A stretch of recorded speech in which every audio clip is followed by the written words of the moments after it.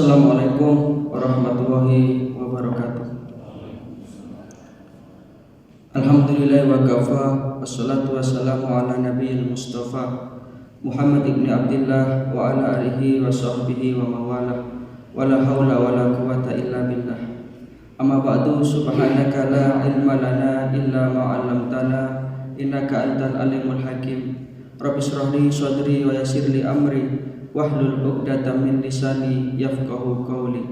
Allahumma asbahna ala fitratil Islam wa ala kalimatil ikhlas wa ala dini nabiyyina Muhammadin sallallahu alaihi wasallam wa ala millati abina Ibrahim hanifan muslima wa ma kana minal musyrikin. Ma'asyiral muslimin, jamaah salat subuh rahimakumullah. Kita lanjutkan pelajaran kita hadis arba'in sampai pada hadis yang ke-32. Al-haditsus tsani wa salasun an Abi Sa'ad bin Sinan Al-Khudri radhiyallahu anhu anna Rasulullah sallallahu alaihi wasallam qala la darara wa la dirara. Hadisun hasan rawahu Ibnu Majah wa Darul Qutni. Hadis yang ke-32 dari sahabat Abu Sa'ad bin Malik bin Sinan Al-Khudri radhiyallahu an, bahwasanya Rasulullah sallallahu alaihi wasallam bersabda, la darara wa la dirara.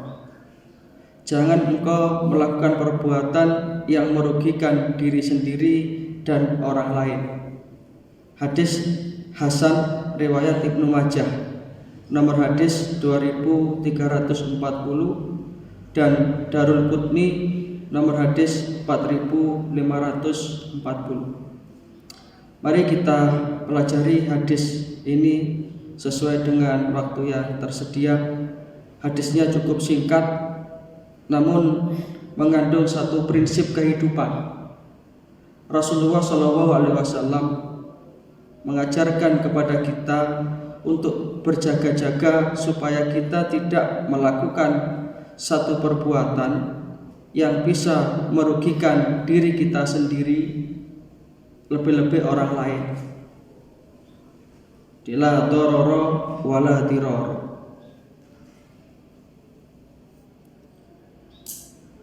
Sehingga dengan demikian pantang bagi orang muslim itu melakukan satu perbuatan yang mengandung mudarat atau membahayakan, baik secara fisik ataupun secara non fisik. Kalau secara fisik mungkin jelas kita mencelakai orang lain, melakukan perbuatan yang bisa membahayakan orang lain. Misalkan membuang kulit pisang di tengah jalan, akhirnya orang terpeleset. Nah, ini kadang-kadang tanpa kita sadari apa yang kita lakukan ini menyebabkan orang lain mendapatkan mudarat.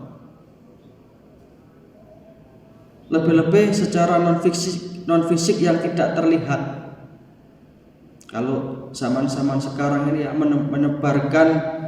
menyebarkan berita-berita yang menjadikan orang itu resah, menyebarkan kabar-kabar yang tidak jelas sumbernya, kemudian di-share melalui sosial media itu, sehingga dengan demikian orang itu menjadi resah.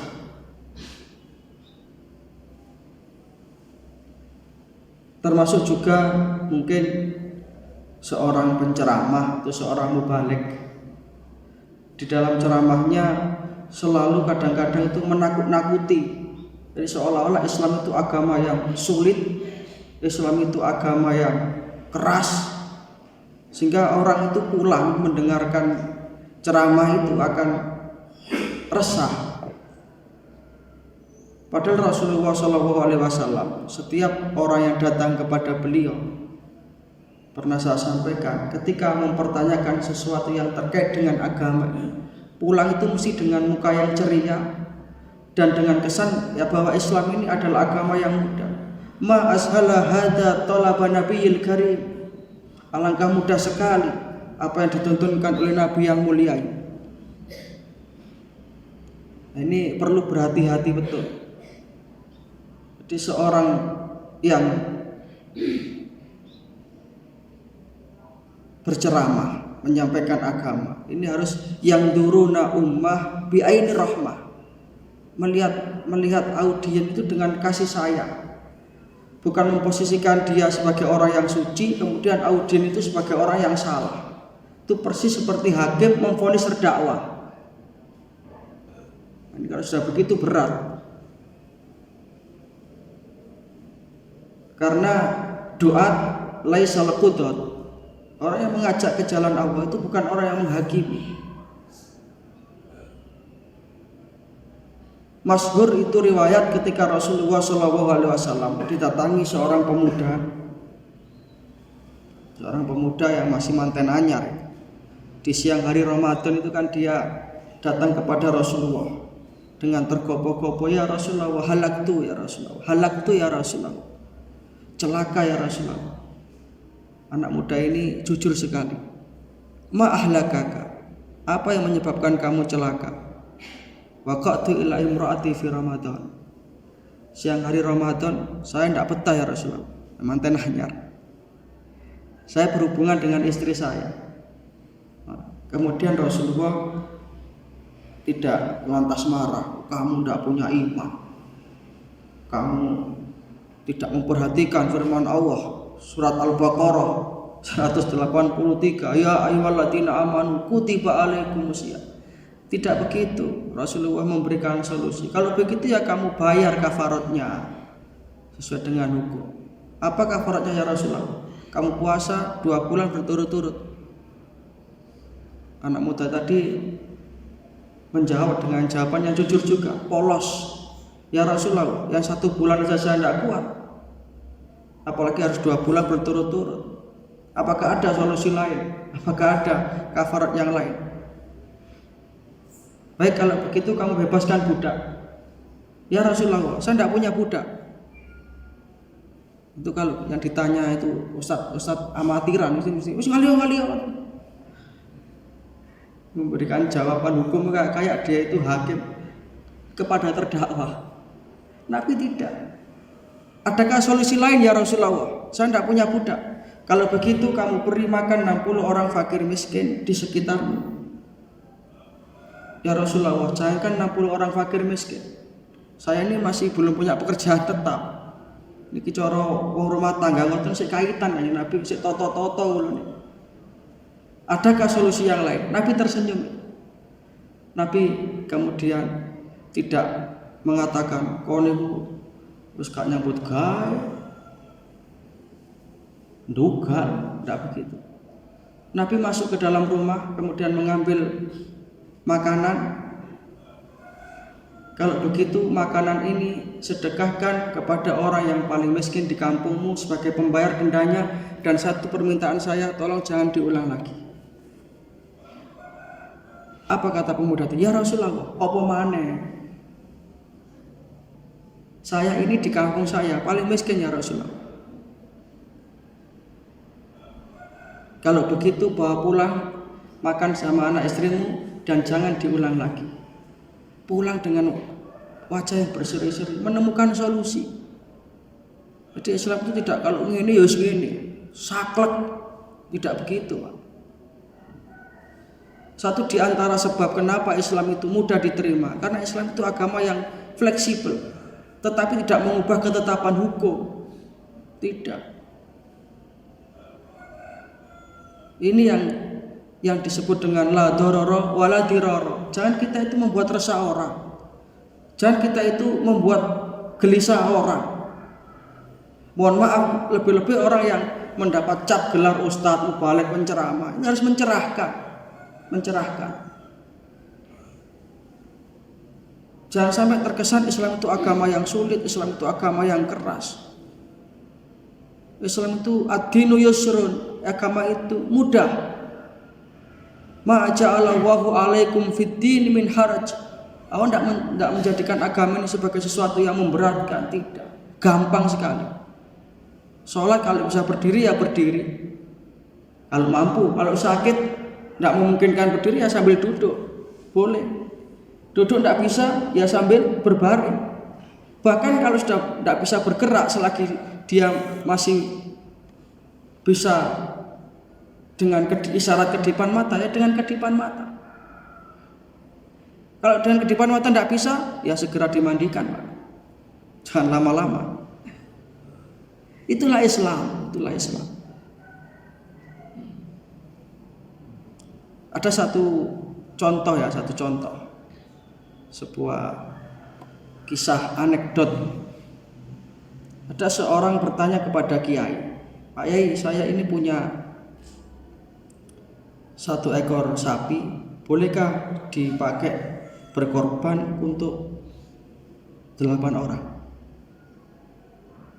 Kata Kiai pinter tapi nggak bijaksana, Pak.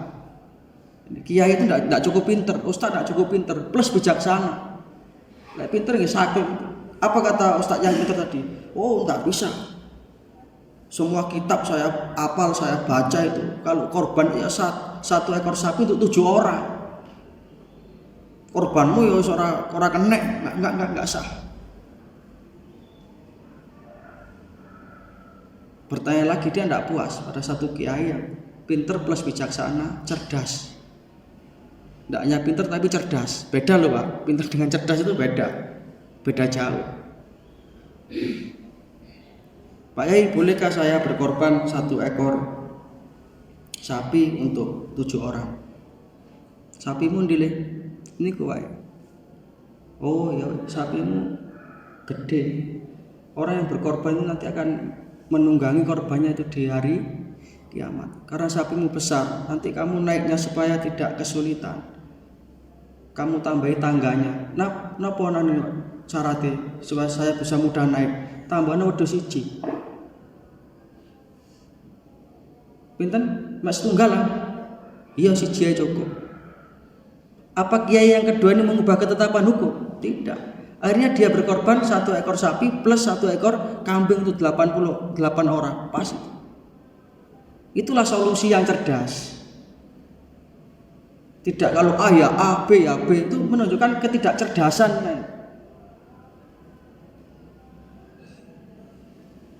Ini saya sampaikan hadis ini ya, supaya kita itu paham, supaya kita itu merasa bahwa Islam kita ini mudah. Islam ini rahmatan lil alamin. Bukan kemudian menjadikan orang itu resah. Seperti yang saya share kemarin di grup itu bagus sekali. Ketika kita itu bisa melakukan amal-amal ibadah, jangan melihat orang yang tidak ibadah itu kemudian menjadikan kita itu lebih baik. Wah, wong iku emane rek, wong ibadah nyambut gawe. Kita belum tentu tahu perihnya hati dia. Mestinya dia kepingin ibadah dengan kita, kepingin juga ke masjid dengan kita, tapi tanggungan keluarganya tidak bisa dia tinggalkan. Dan ketika dia bekerja itulah dia fisabilillah juga.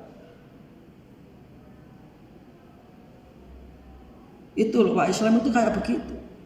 Kayak kita pengajian seperti ini, kemudian ada saudara kita yang pulang, tidak usah kemudian wah gak gelem orang ngaji. Jangan divonis begitu, Pak. Orang itu punya hajat masing-masing, Pak. Nah, ini menjadikan kita itu lebih bijak. Itulah yang dicontohkan oleh uswatun hasanah kita, baginda Rasulullah Shallallahu Alaihi Wasallam. Itu Bapak Ibu yang bisa kita pelajari dari hadis yang singkat ini.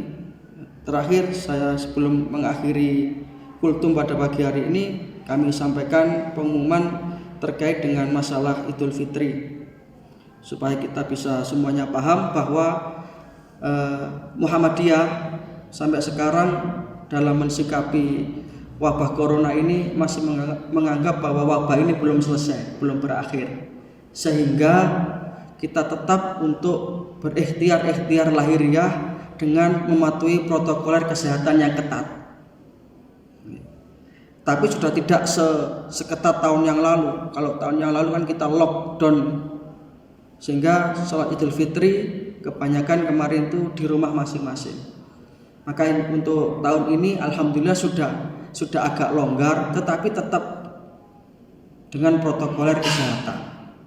Oleh karena itu, pimpinan cabang Muhammadiyah Kepanjen belum bisa melakukan sholat Idul Fitri atau menyelenggarakan sholat Idul Fitri di Stadion Kanjuruhan dalam skala yang besar. Terlalu rawan, ya, baik nanti secara protokol kesehatan rawan, juga terkait dengan perizinan juga ribet.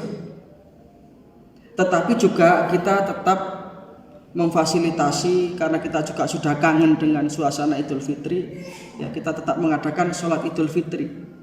Sholat Idul Fitri kita laksanakan di 2 titik Bapak Ibu. Jadi nanti bisa disampaikan ini kepada saudara yang lain. Kita laksanakan di 2 titik, ada di lapangan basket SMK Muhammadiyah 1 atau di SDM, dan di lapangan SMK Muhammadiyah 5 Kepanjen Sukun. Jadi kita pecah supaya tidak ada kerumunan. Di samping juga kita mempersilakan mungkin di masing-masing ranting kalau bisa menyelenggarakan, monggo dipersilakan. Prinsipnya tetap kita mengedepankan protokoler kesehatan. Dan Muhammadiyah di dalam melaksanakan sholat Idul Fitri ini itu memang mempedomani hadis Rasulullah SAW yang diriwayatkan oleh sahabat Abu Sa'id Al-Khudri. Ini sama dengan yang meriwayatkan hadis tadi. Karena Rasulullah SAW yahruju yaumal fitri wal adha ilal musalla. Adalah Rasulullah SAW biasa beliau itu ketika hari raya Idul Fitri dan Idul Adha itu melaksanakan sholat di tanah lapang. Jadi itulah yang sampai sekarang dipedomani oleh Muhammadiyah, prinsipnya sholat itu Idul Fitri Idul Adha itu di tanah lapang. Di tanah lapang.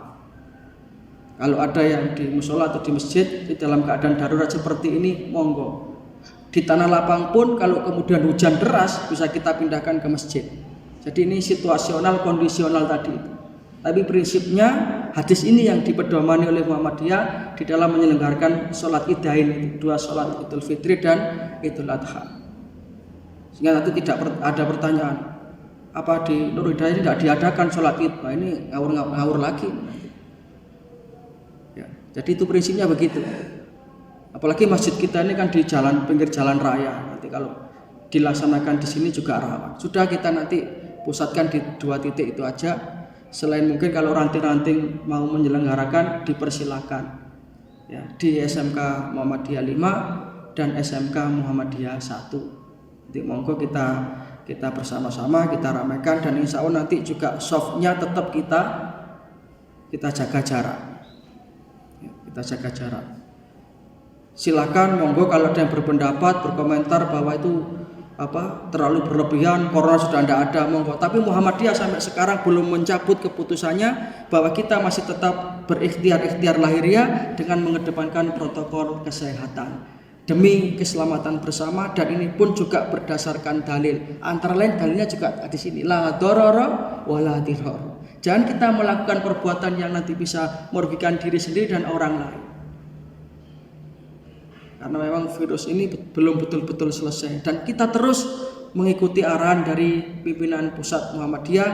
Kita lebih enak, kita lebih nyaman di dalam melaksanakan ibadah ini. Dan tentu majelis tarjih itu pasti kumpulan orang-orang pinter, bukan 1-2 orang, kumpulan berkumpul bermusyawarah mufakat dengan menggunakan dalil-dalil yang qat'i, baik dari Al-Quran ataupun As-Sunnah.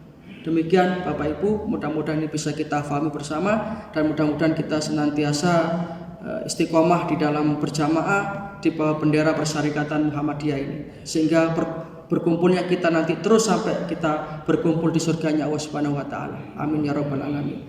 Mungkin itu, ada kurang lebihnya mohon maaf. Hadanallahu wa iyyakum ajmain. Nasrun minallah wa fathun qarib. Subhanaka wa bihamdika asyhadu an la ilaha illa anta astaghfiruka wa atubu ilaik. Wassalamualaikum. Innallaha wa